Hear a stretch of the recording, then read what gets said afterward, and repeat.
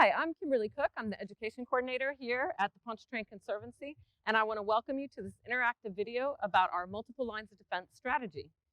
Today we want you to think about what would we need multiple lines of defense for as a coastal community.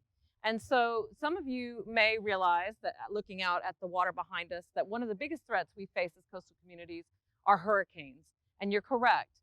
And so what I want you to do in this first part of the video is to go ahead and take a few minutes to discuss what you know about hurricanes, and also what might be that most dangerous part of the hurricane that we would need those multiple lines of defense to protect us as a coastal community. Go ahead and pause here, and I'll see you on the other side.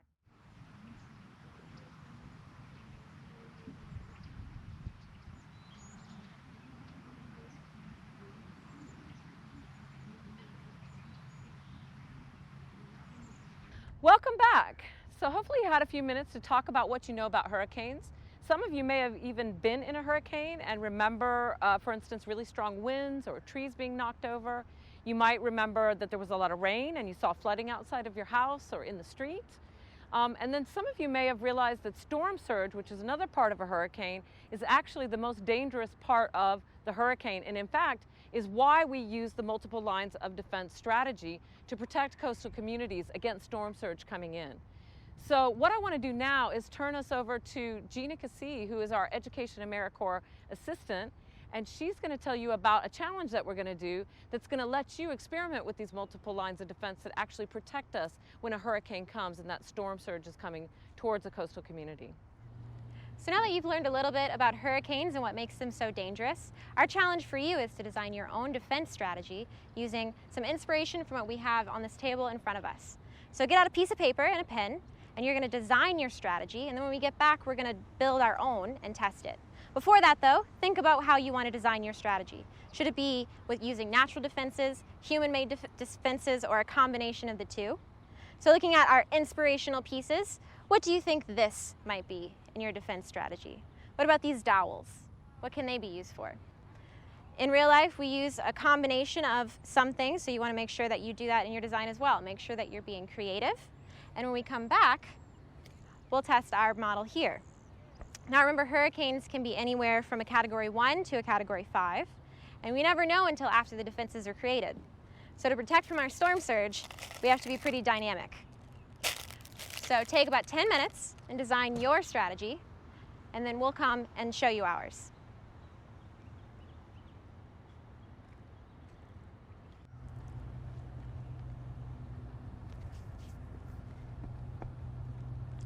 Welcome back. We hope that you had fun designing your own defense strategy. Now we're going to show you some of the things that we've put on our defense models to help protect from the incoming storm. So up first I have these barrier islands, which are a type of offshore island that are typically one of the first defenses from an incoming storm and the storm surge. Up next we have the impacted marsh, which is a damaged marsh or an unhealthy marsh that's been affected negatively by outside forces. Next we have our natural ridge, which is a naturally elevated piece of land that has living things like trees on top of it. Then we have our levee. Levees are human-made. If you live in Louisiana, I'm sure that you've seen your fair share of levees, and levees do protect from storm surge by blocking the water. Next we have the elevated road, which is going to stop some of the water coming in, but also can act as an evacuation route. So if you've ever evacuated before, it was probably on one of these predetermined routes.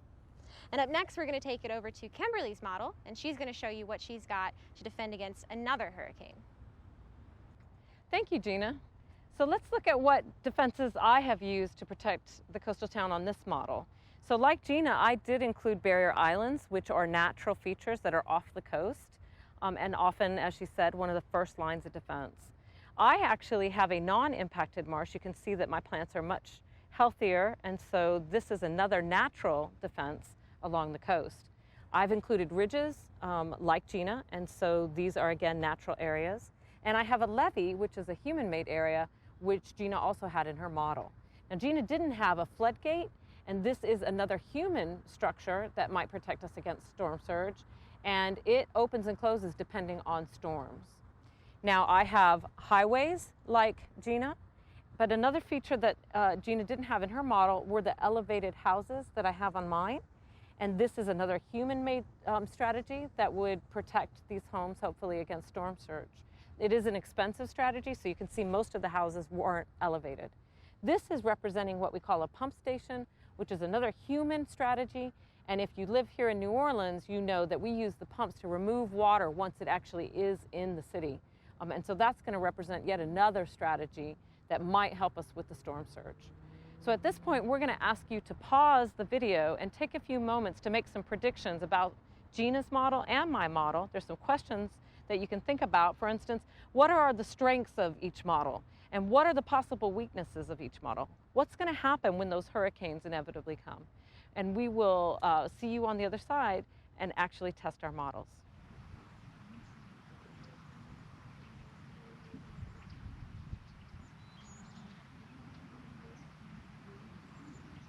Welcome back. It's time to test your predictions. This is Kimberly's model, and I'm going to roll a die to see what category hurricane we are going to have that's going to impact our coastal community. Keep in mind what you thought might be the weaknesses and strengths of my model, and we'll talk about it after we have the storm surge hit our town. So it's a category 2. This is not a major hurricane, and so we will have storm surge, but it's not going to be the most forceful storm surge we can have. So here we go. The storm surge is coming.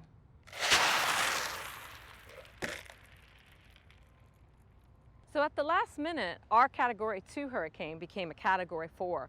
We could see that the storm surge we had anticipated with the 2 was much more forceful and a larger volume. So let's go ahead and take a look at our model and our defenses and see how they held up against a category 4 hurricane with storm surge. So here we can see that in this model, the first line of defense was the barrier islands. And in fact, they did do their job and they stopped some of the storm surge. We can see that a large portion of the storm surge was actually stopped by these different lines, and that would be our healthy, non-impacted marsh, our levees, our ridges, and our floodgate that during the storm was actually closed. The highways also did a great job of stopping a lot of storm surge. You can see that a little bit of our marsh was impacted, and the elevated homes came out okay as well. The pump station would have removed a few of these marbles representing storm surge, doing its job as well. We do see some damage in a category 4. You would expect that in some of these houses that weren't elevated. But overall, our model and the lines of defense that we used did a pretty good job of protecting our coastal community against a category 4 hurricane and the storm surge that came with it. Let's go ahead and ask Gina how her model is going to do. She's about to test it. Thanks, Kimberly. So now we're going to check out my model and see how it fares under its own hurricane. So think about the predictions that you made for Gina's model and how you think the different defenses are going to do up against the incoming storm surge. Let's figure out how strong this hurricane is going to be. All right, so we've got a category 3 hurricane. So it's not going to be quite as strong as that category 4.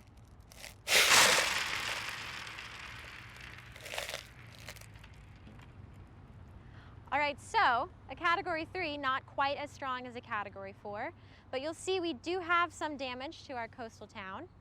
Up first, if we're looking at our lines of defense, we have our barrier island, and one of our barrier islands stopped quite a bit of the storm surge. The other didn't stop as much, but both of them did play a pretty important role in stopping that storm surge from reaching further down on the coast. Up next, we have our impacted marsh, which did collect some of the marbles or the water. Of course, because there's limited vegetation, it wasn't able to pick up quite as much or stop as much of the storm surge as a healthy marsh would. Next, we have our elevated natural ridge, which did stop some of the storm surge, and as well as the levee, this human-made levee, which stopped some before these houses further back in the community. You'll notice that a lot of our houses actually are surrounded by water, so they would receive quite a bit of damage. Our house behind the elevated highway, though, got a very limited amount of water from the storm surge. So this elevated highway did quite a bit in protecting that house. So now we want you to take a few minutes to think about your predictions and see how our models performed compared to what you predicted they would do. How did the different defenses perform, and what roles did they play in protecting the coastal towns? Think as well about your design and think how that design might fare in a real model. So take a few minutes, and when we come back, Kimberly's going to show you some other multiple lines of defense and go over some that we haven't even seen yet.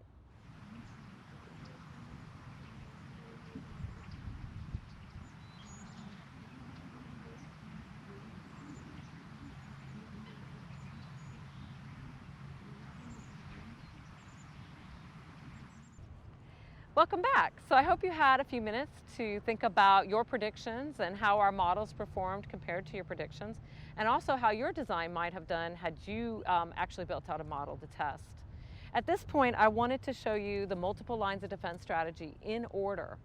I wanted to let you know that there are accompanying materials for the video that actually go into depth on these different multiple lines of defense. For now, I'm just going to list them and show you them, but please do read those materials to find out more about each line of defense. So first off is the offshore shelf, and this is our first line of defense, and it is the way, as the hurricane comes in, it is one of the effective ways that storm surge will begin to slow down. Barrier islands were used in both Gina's model and my model, and we saw how effective they were, and they are that second line of defense.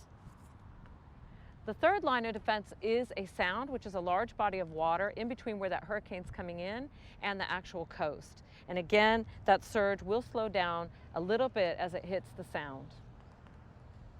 Marshes are the next line of defense, and we saw that even our impacted marshes had some effect on slowing the storm surge. In fact, this is one of the most critical resources we have to protect coastal communities.